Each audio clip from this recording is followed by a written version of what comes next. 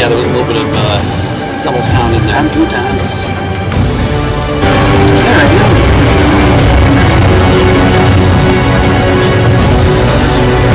Alright, yeah, there was a little bit of double sound in there. Time to dance.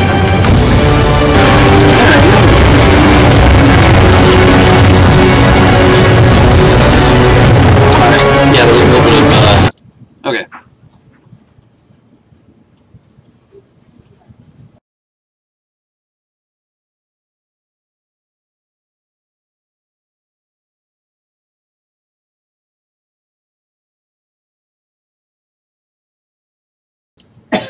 Okay. Yeah, sorry about that. That was kind of surreal. It was like I was in the new trailer for Doctor Strange.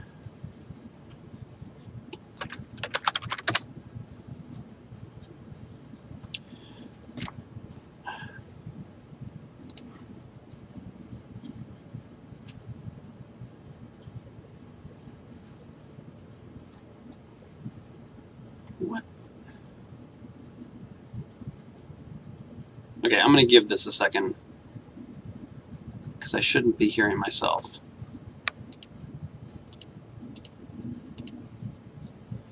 And I am somehow hearing myself.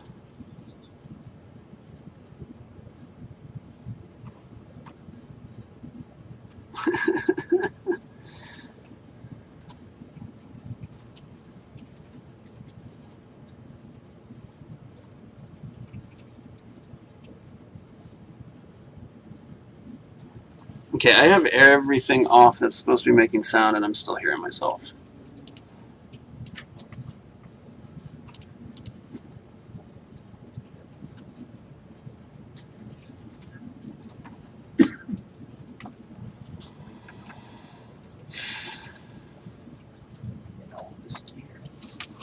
Yeah, I know that I can take my headphones off, but literally nothing should be sending sound to me. I have everything, like Twitch is muted and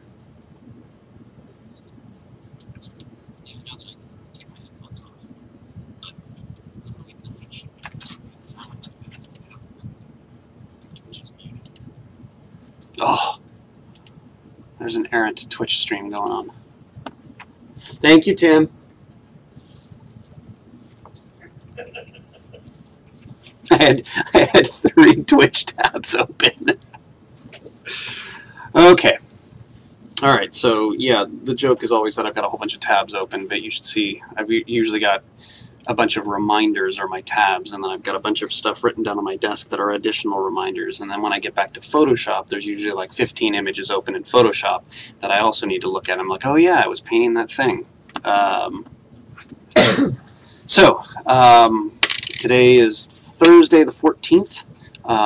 Let's get started. I will, for anybody who's joining this and is not used to seeing this, what I'm going to do is I'm going to go through Tidings with Tyler. It's basically a quick update of things that were happening last week, things that are happening this week. And then usually what I try and do is have a couple of little extra things to look at that are works in progress, typically from the art, but I have a special coding image to show you guys today.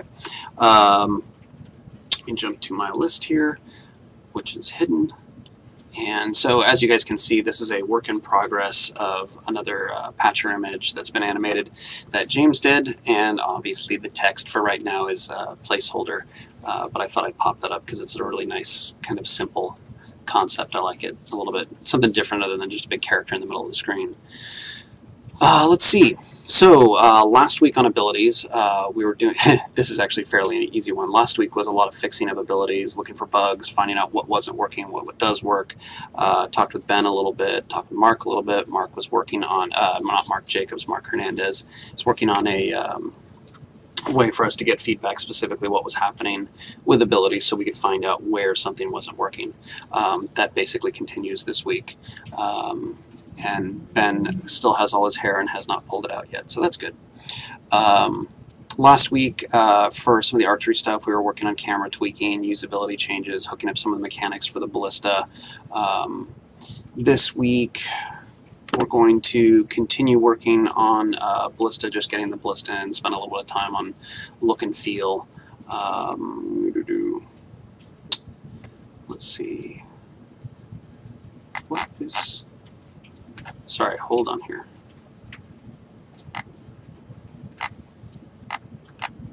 All right, just reading the wrong thing there. Let's see.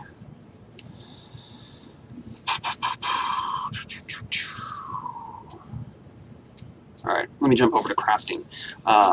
Last week we were getting items in your inventory have mass, and those will use our encumbrance system. We have the ability to cancel our Vox jobs, crafting commands like splitting materials.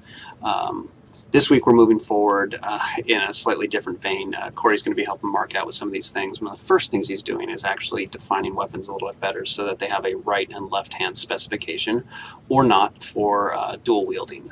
We had a lot of conversation about that earlier. Specifically like what weapon combinations you can do and what weapons go in what hands. This is fairly important as we move forward, not only for design, but the amount of animation work that we have to do. The other thing we're doing is moving into crafting non-weapons or armor.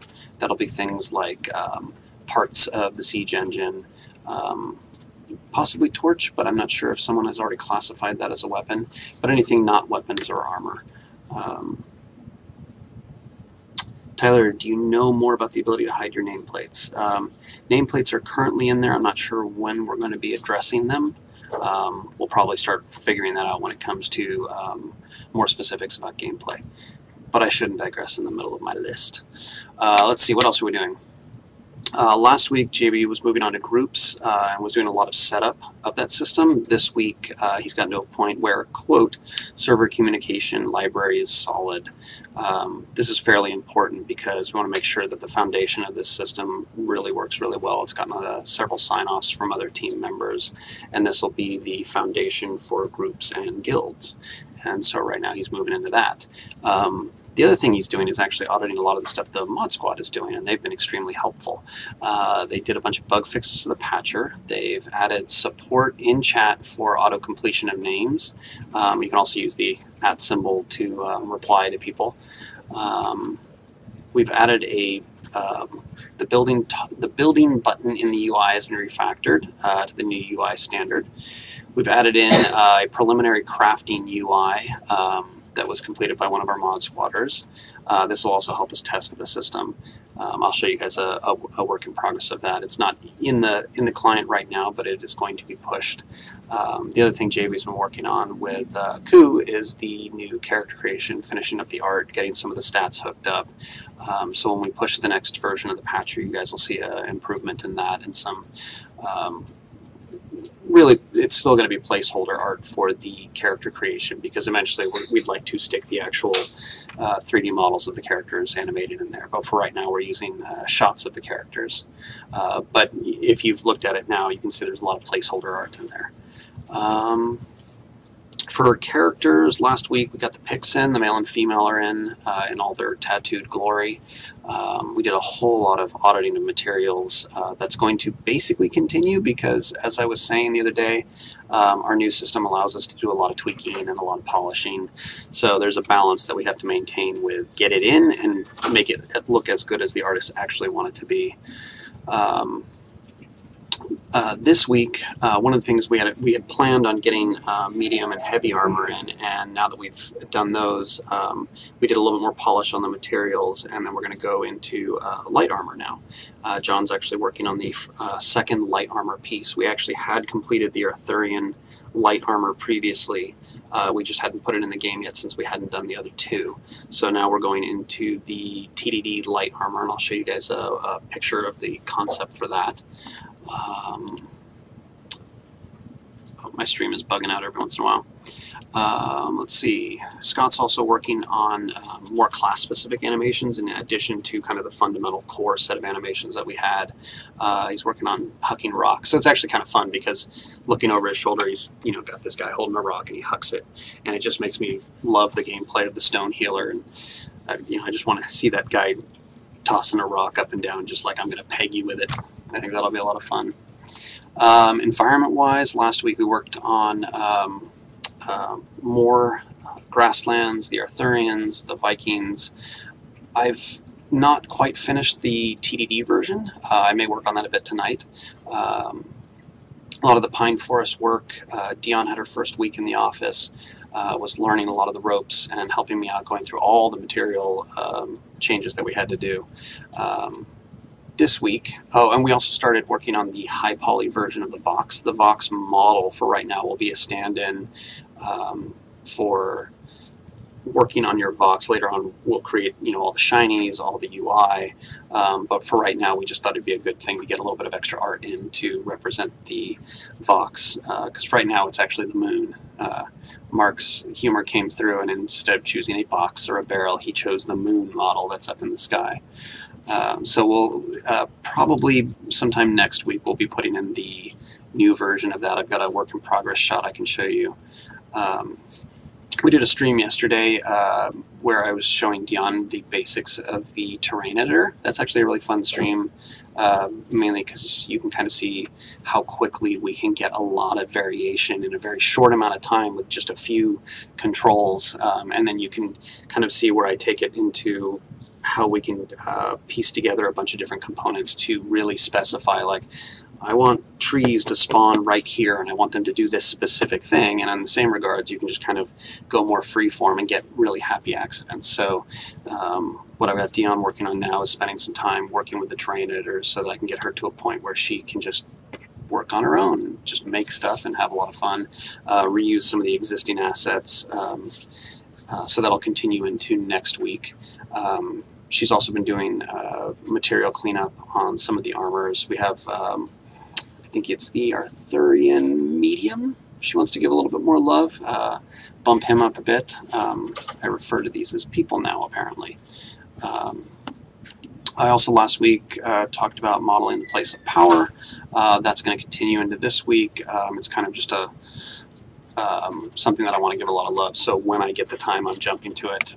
This week I took a step back, went through a whole bunch of materials, did some bug hunting, basically created a list for Dion and myself of things that we needed to work on. The cool thing is I took a pass on all the art that I did 2 years ago and updated it for the current changes that we've made to the engine, and it looks really nice. Like if you run you spawn in the middle of the map in the grass area. If you run off to the old trees, it looks way better over there. And I'd like to at some point get an audit of that, update some of the settings in the terrain, maybe add some other bushes and things that we have. But we have glowy mushrooms, so that's always cool.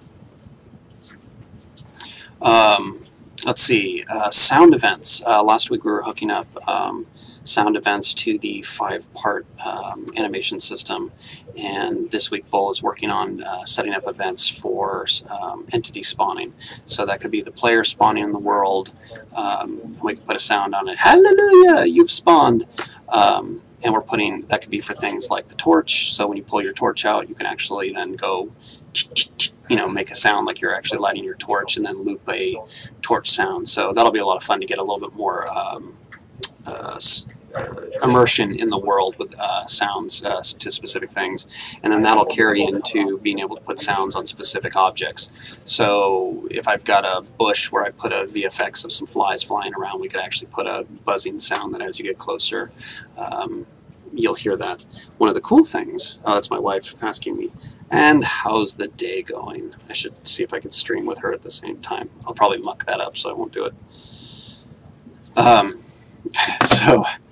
That's actually something that I really want to do, because I think one of the important things are when you're playing in a game, you want those little bits of immersion, but you also don't want to be running for a mile and seeing the exact same terrain and hearing the exact same things.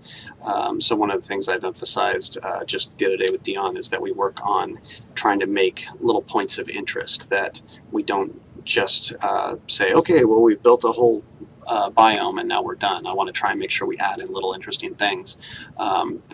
Could be as simple as putting a small tiny honeycomb texture into a log and placing that every 500 yards in the world, so that you would randomly come across that and it would be a different sound that you're hearing. It would kind of break up the game.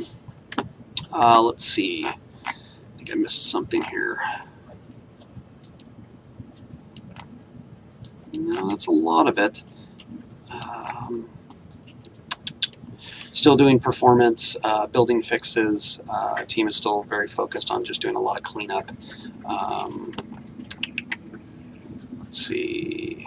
So let me jump over to some of the images that I just grabbed from everybody. Okay, so the first image here, let me double check you guys can all see this.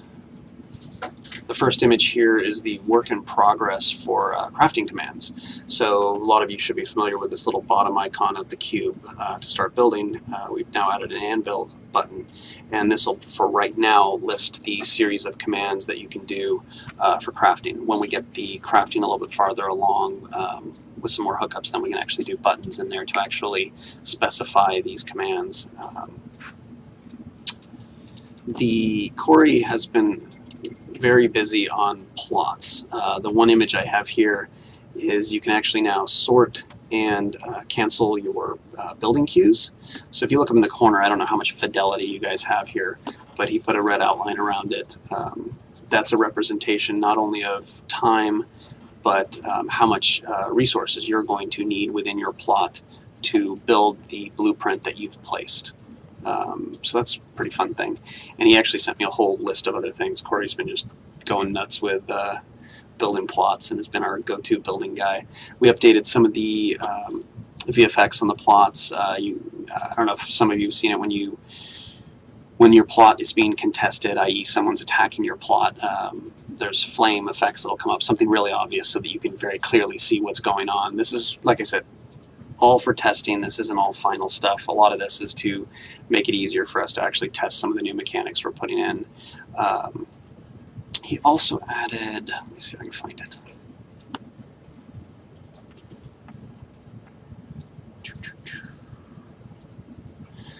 Visual effect to the inner sanctum of the plot. Apparently we now have a sanctum in the middle of our plots. Basically to take over a plot, you actually need to be in the very center of it. So now we have a little VFX for that. Owner of the plot reordering everything. Construction UI now shows the number of allies contributing to building speed. And oh, this was an important thing. When the plot, if you take over a plot and it changes realm ownership, the doors will disappear. So it'll make it a lot easier to take this, and you won't have to destroy the door just to get into the plot you've taken if you're not already in it. This is the work in progress that John is working on right now of the TDD light armor. We'll probably include this in tomorrow's update along with another image, which you guys haven't seen yet. I love this. There's actually more down here. This is some concepting of the materials for the arm. And this was the original concept some of you may be familiar with. So one of the things we do is we kind of start out with a lot of just ideas. Those ideas we choose from them, they get turned into a much more solid idea, and then we kind of go into a material redesign to really look at what these things are made of. A lot of times Michelle will pull a lot of real-world photos and use those as reference so that we're all very clear on what we're making. Work in progress Vox. So for anybody who hasn't been watching streams, we have to do the high-res sculpt. We then retopologize it down to a low-res sculpt, and then we start working on materials. So this is actually a representation of the low poly sculpt. You can see by the wireframe and the beginnings of putting materials on it. And then what we'll do later is we'll do some animation on the crystals, do some VFX, things like that, some fun stuff. But first we actually have to get it into the game. And this is the one you've all been waiting for. This is a shot of a work in progress of groups. As you can see, it's coming along nicely. There's a lot of blue text and seafoam green text. By the way, Corey's car is seafoam green. And some server IP words and other things, so it looks like it's coming along nicely. That's basically the gist. Tonight I'm going to spend a little bit of time working on some world art. Probably going to knock out the TDD grassland, do some quick changes for that, maybe put some glowy bits in there, something fun, and then maybe if I have some time move on to the place of power. And I'm going to jump back to Twitch here and see if you guys have any specific questions that I can answer about what we're doing right now. Art's a very easy thing. Don't go into design land and ask me damage stats for specific swords, things like that.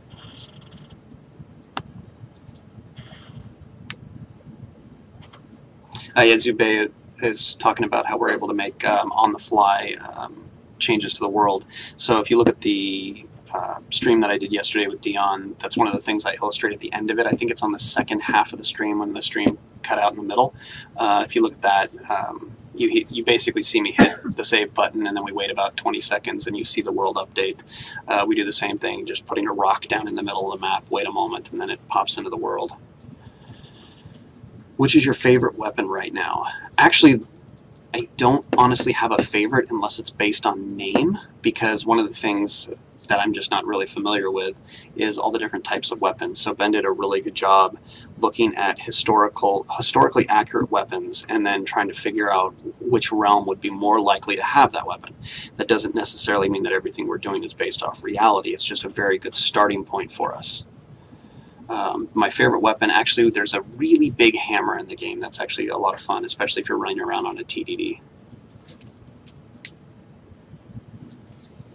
One of the things I actually rolled through my head as I was talking about sound, as I've said before, this is a long haul. This is building the engine the way we want to build it, to do what we want it to do.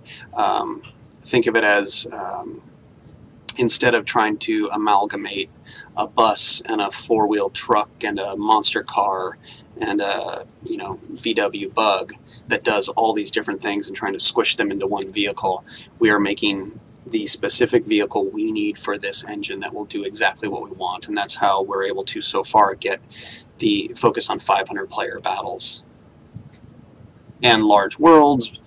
The islands, all the different things that we're doing are all focused on this big concept of massive RVR and a very complex combat system. What item or landscape that you made are you most proud of? Honestly, right now I haven't gotten to a point where I've kind of got like a pet beauty project. A lot of my time gets split all over the place, so I have a very strict goal of have to make a forest. There hasn't been any one thing in particular that I've really kind of spent a lot of time on or enjoyed any more than another thing. I am looking forward to putting the Place of Power together. I'd like to try and put some extra hours in on that. This is one of those things I'm perfectly willing to stay late or work on at home, just because I think it'll be a really fun looking thing. I've started pulling materials that I think will be good contrast. Like I was working on an obsidian, kind of a shiny material that I think will look really neat within this Place of Power, because you have to remember this thing's fairly massive on kind of from an art perspective, so you have to make this thing fit in the world with the number of textures and everything on it, and get a little creative and try and keep it cheap so that I can have 500 players running around it. One of the things we have done, Ben started on just a real loose map with the Place of Power in it, and one of the things I need to tackle in there is how we're going to do cliffs. That's a new thing to tackle. Could you show us any art you are doing on that favorite weapon? So right now, all the weapons use temporary art. This is all just so that we have really quick placeholders right now for the weapons. So there's nothing really special about a lot of these weapons. They're fairly basic looking. One of the things we're talking about right now is pushing the weapons into a phase of development where we have a much better definition of all the specifics of the art, their UV layouts, the colors, how we're going to actually implement them in the game, and start building very realm-specific concepts of these things. And there's a lot of implications in how crafting is going to be used with the creation of your items.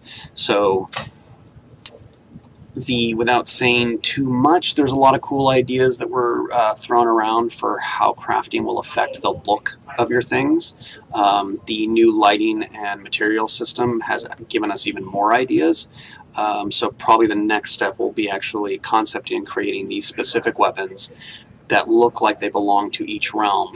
And then the step after that will be integrating them probably into more of the crafting system. I'm not not 100% certain there, but we need to get through the next phase of that to actually building all these weapons and see how that works. The same thing for armor. Right now we have 2 sets of armor, a medium and a heavy for all the characters, and we're now adding in the lights. And right now this is a small amount of different armors. But what it's teaching us is all the mechanics of how to build these things safely and figure out our poly counts, literally figure out the spatial dimension that a neck piece can have. And this is one of the, you would think this is a fairly simple thing, but you have to make sure that when you build helmets that your neck piece and your helmet are ideally not intersecting. Everything has to fit in certain UV sheets. There's a litany of requirements every time we build anything that needs to get figured out. And because not only is the armor system more complex than traditional MMOs, but the crafting system is more complex. So all of these things need to be taken into account when we put all this together. So we're doing a kind of a learning process on the art side. And once we have that learning process down, then we can go much wider and just start making a lot of things all at once, get help with contract or outsourcing for those kinds of things.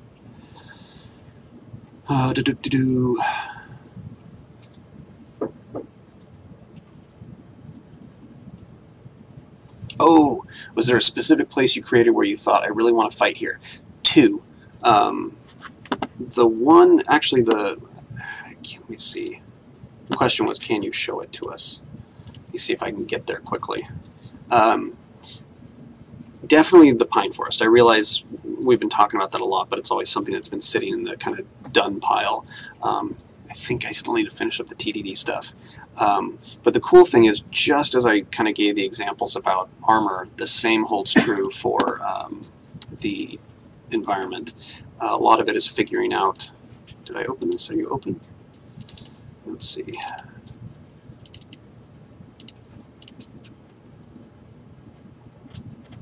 World editor. Tyler's zone. Okay, this is the old Control Island forest area. And as you can see, it started looking very different. And it is going to look different in the editor than in the game. I think we've done a fairly good job accomplishing thick forest, something that a lot of games don't really do. However, the question was, is there something you're looking forward to fighting in? So I'm going to open up the neutral pine forest. One of the things that we did here was break it up into some open and dense places. So in a moment here, this will pop in. There it goes. So this is only the representation of one part of what could be a whole. So if we wanted to add a mod in that was mountainous or big pits, cliffs, anything like that. So this is only one part. So usually what I try and focus on is just as Ben would, and I usually refer to Ben for help on this, is anything that would be good for gameplay. So the difference in the pine forest from the current map is really dense. This actually breaks it up into little pockets. So this little pocket right here, and the good thing is I can actually change the size of this on the fly and literally move everything on the map by just typing in one value. That little thing right there, I can change the size of it fairly quickly. So if we were ever doing gameplay and it was determined that it was way too open and some people were just having a really hard time in it, we could create more of these little dense pockets. One of the things that we can also add in, this mod actually spawns in just kind of a random cluster of rocks. When we go a little bit further with this and create other mods, we can add in things like, rocky areas that are specific, and those can be interacted with. So I think this would be a lot of fun. I have a picture above my screen here, which I won't show you because it wasn't done in-house, that gave me a lot of inspiration for kind of more of a plateaued type of terrain, which I think would be very different and a lot of fun to play with. My main goal is I don't want you to go from one map to another and feel like the gameplay is the same. I'd like you to feel like things are changing, and I will always refer to design on this because it's something I have not necessarily been in charge of making those decisions before, so I'll just be following through with what is the most fun, listening to Ben and Mark on this thing, and obviously players. Miami, Florida's calling me. Hey, off Tyler's scene for John. Okay. I am supposed to stop talking because we're supposed to jump over to John. Let me go for one last thing. The current map will not be part of Beta 1. We'll be taking that map apart. That map will go away, and we'll make it new maps, islands, and all of that will reuse a lot of the things that you're seeing. A lot of time and effort has been going into those things, so we'll be taking a lot of those pieces and rejiggering them into something. God, I keep using that word, rejigger. I'm looking around waiting for someone to say, Tyler, you always use that word. So we're going to do, we'll have like a pine forest area. We'll still have open grassland. I'd like to do a little bit more with kind of hills and rocky areas and things like that. I have in progress a new beach. So there'll be a little bit of changes, but the map will certainly go away. You'll just feel like you're seeing a lot of the things you've seen before with some new additions on top of it, and some tweaks and changes. And then for those of you who haven't seen it in a long time, the lighting and everything is going to feel very different. The character armor is going to looks way better. There'll be a lot of changes that should really entice people into coming back. Plus there'll be lots of fun combat stuff. So I'm supposed to jump off. Thanks for joining in. Tidings with Tyler signing off. It's supposed to be really quick and short. I'll be on later tonight for a couple hours just making art, because today has been checks and mail and other not so fun things. Talk to you guys later. Turning it off.